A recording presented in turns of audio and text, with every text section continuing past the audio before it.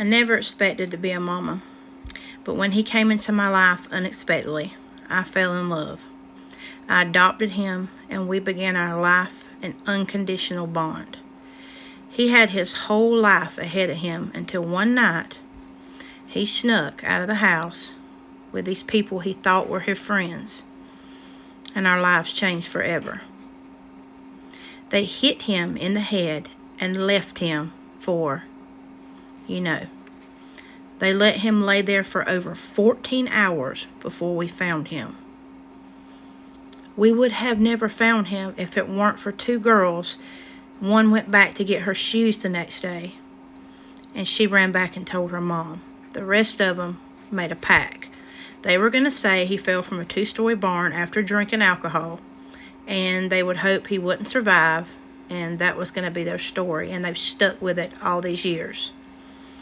He wasn't supposed to stay alive, but God had other plans. After 6 months, he came completely out of a coma, and then the fight officially began. I was told day one that he was brain dead, but I didn't listen. The next day, he showed minimal brain activity, but I was bullied for a month and a half at the trauma hospital to pull the plug on my only child. Never listened. Then we were going to Shepherd's, and he was going to have months of rehabilitation.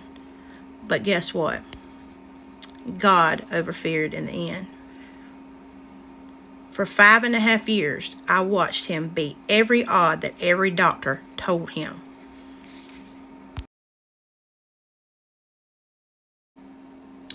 We took the he will never words to the when he will words. Doctor after doctor. Shepherd's was the best I'd ever seen. They're 7th in the world. And he got there and he was what we call in a coma, but he could do commands. He was not in there's just different kinds of comas. As y'all can see, Joseph loved animals. When he got home the day after he got home is when he said his first words. And my dad would never let me forget it was the fact he said Papa or Popple. So the ones who tried to unalive him have never had any remorse for what they did. After we got back home, they have egged our home. They have called him names. And 3 years ago, when we buried my dad, they sent me a private message on the day of the burial and said they were going to, excuse my language, piss and shit and take a shot on my daddy's grave and watch me clean it up. You never know what people are capable of or what the devil actually really looks like until you see some people's actions.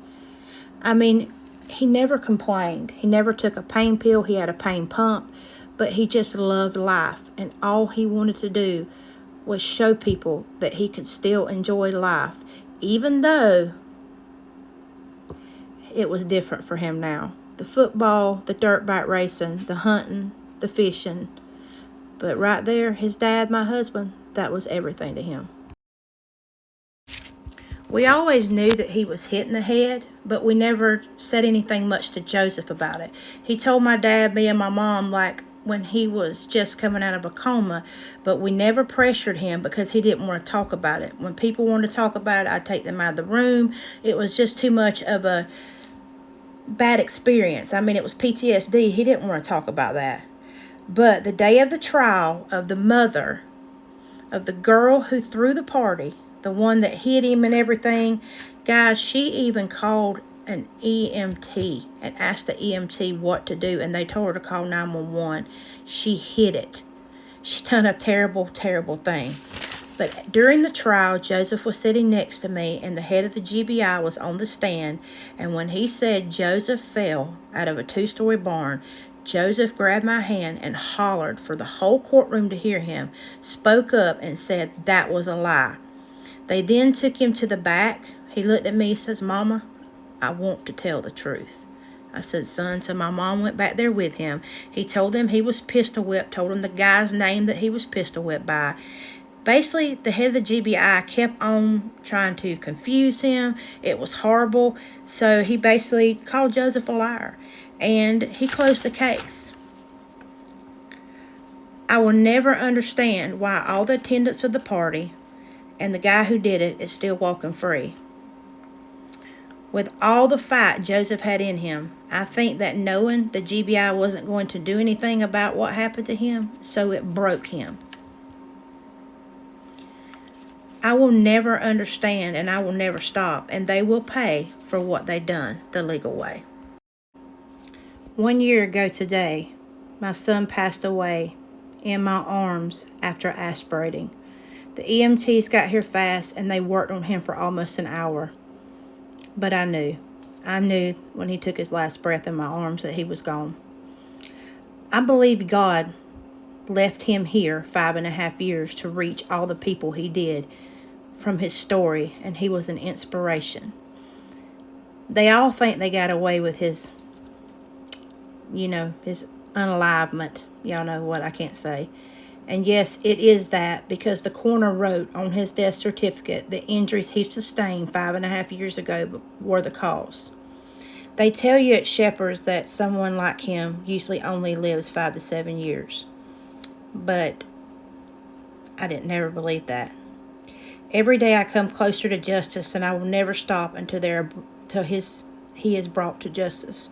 I will never stop saying your name, baby boy, and Mama will never stop fighting. I love you, Joseph, and miss you more and more every day. You were the best thing that ever happened to me, and you're the biggest inspiration. And I'm so proud to always call you my son, and to know that I love you more than I did my own life. I never regret for one moment my decisions, starting from adopting you to fighting for you. And you beat every odd they ever threw at you. But I knew when God let you live for 14 hours. So, fly high, baby. Joseph strong, and justice for Joseph forever. I love you.